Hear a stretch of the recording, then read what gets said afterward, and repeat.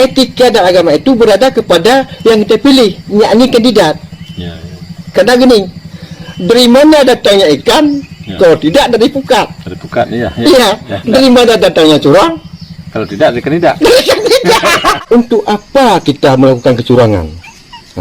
Kita tidaklah ingat, hidup ini begitu singkat. Ya. Sedikit harapan, secuil yang kita gapai. Kalau kemudian, kan selamat tinggal. Ya. 100 tahun belakang kita belum ada. Belum ada. 100 tahun kemudian kita telah ada. Untuk apa kita mengejar duniawi? Padahal tak pernah sampai ke tepi. Di tengah jalan kita tersandung oleh batu-batu mara. Di mana yang sedang sehat tiba-tiba sakit. Di mana yang sedang dalam hidup mewah sudah papa. Di mana yang dulu berkuasa tiba-tiba. Mualim. Ya. Saya mau bertanya. Apakah masih ada harapan? Ya. Demokrasi di negeri kita ini berjalan di atas garis undang-undang. Waalaikumsalam warahmatullahi wabarakatuh. Jadi seperti pertanyaan Anda, masihkah ada harapan demokrasi di negara kita ini berjalan di atas undang-undang, di atas garis undang-undang? Iya. Konstitusi mengamanahkan demokrasi untuk rakyat adalah bebas. Jadi kalau untuk demokrasi pemilu atau pileg atau pilpres.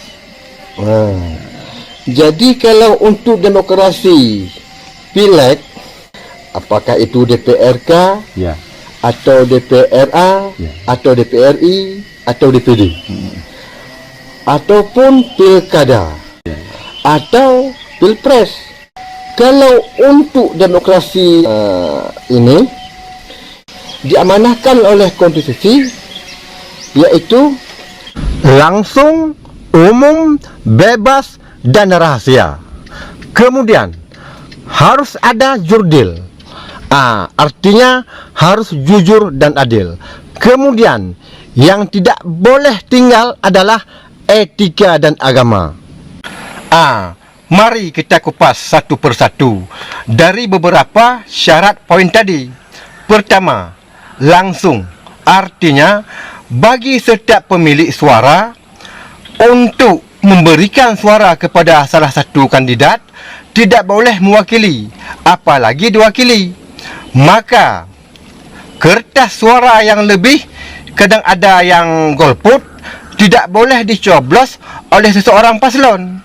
Jangan mentang-mentang paslon itu berkuasa mencoblos semua kertas-kertas yang tinggal tadi. Itu melanggar daripada peraturan.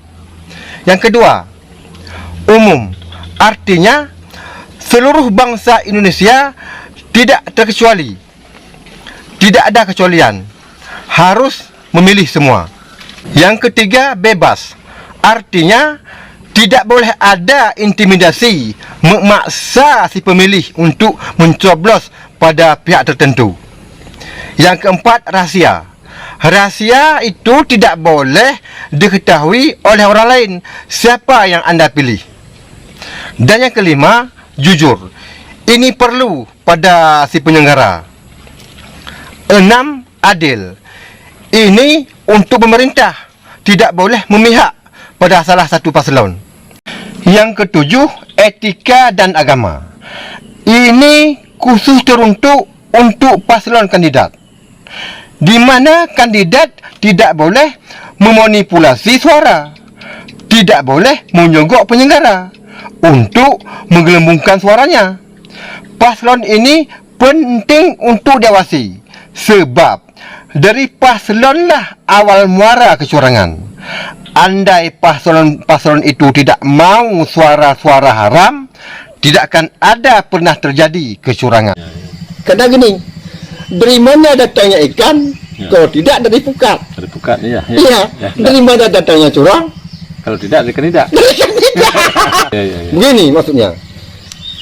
Seandainya kandidat ini tidak mau berbuat curang, apa curangnya? Yang pertama, membeli suara. Saya sogok pula penyelenggara tadi. Gelembungkan suara saya. Kedemikian. Kenapa? Karena Anda sebagai kandidat tidak ada etika dan agama. Padahal Anda harus ada etika, harus ada agama. Artinya apa? Iman. Ya. Anda harus berpikir. Sedang seketawa hahaha gini saya dapat kursi, dalam relung hati yang kecil sebenarnya harus ada ketepuk tergores.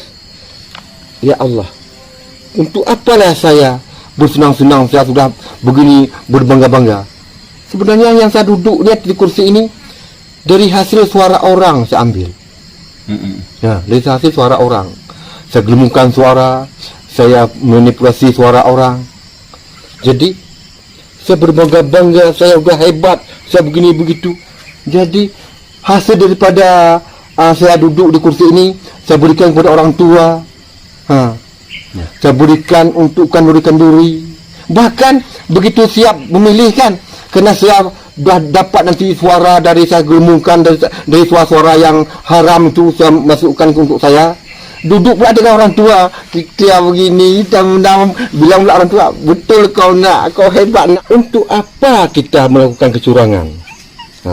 Kita tidaklah ingat, hidup ini begitu singkat.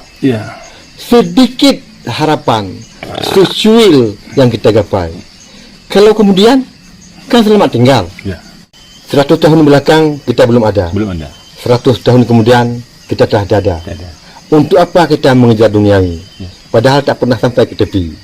Di tengah jalan kita tersandung oleh batu-batu mara. Di mana yang sedang sehat tiba-tiba sakit.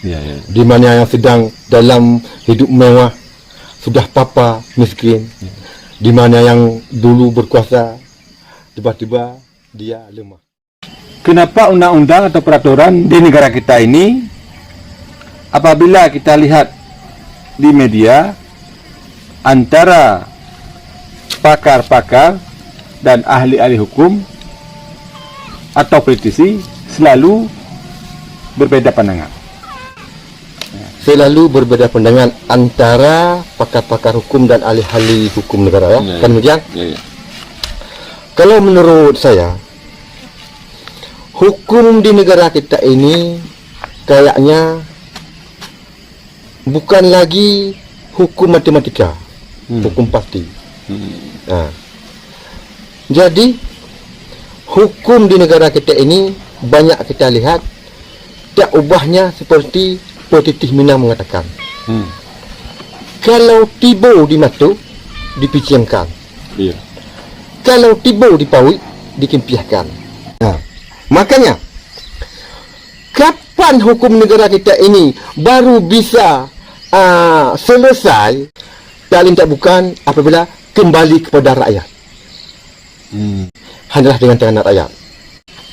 Yang kita sayangkan, bangsa Indonesia dengan susah payah, dengan reah, dengan darah, dengan nyawa memperjuangkan menuntut reformasi, telah dikubur dengan tembilang reformasi. Hari ini nampaknya gentayangan kembali. Bagaimana menurut Bung Alim, demokrasi di masa Orde Lama, di masa Orde Baru, dan di masa reformasi sekarang ini? Kalau you bertanya bagaimana perbedaan demokrasi di masa Orde Lama, masa Orde Baru, dan di masa reformasi sekarang ini. Orde Lama adalah pintunya demokrasi. Kita melihat dari perjalanan sejarah, di masa Orde Lama banyak sekali partai-partai yang muncul. Mungkin Anda pun pernah dengar seperti Partai Masyumi, Partai NU, Partai PNI, bahkan ada Partai PKI yang kemudian sampai hari ini kan diharamkan. Dan di masa Orde Baru hanya tinggal 3 partai, yaitu Partai P3, Golkar dan PDI. Kemudian di saat reformasi barulah kembali seperti di masa demokrasi Orde Lama. Kita melihat begitu banyak partai yang bisa ikut pemilu. Artinya demokrasi di masa reformasi begitu indah dan begitu terbuka. Tetapi ketika reformasi berjalan setelah lebih kurang 20 tahun, hari ini kita lihat sepertinya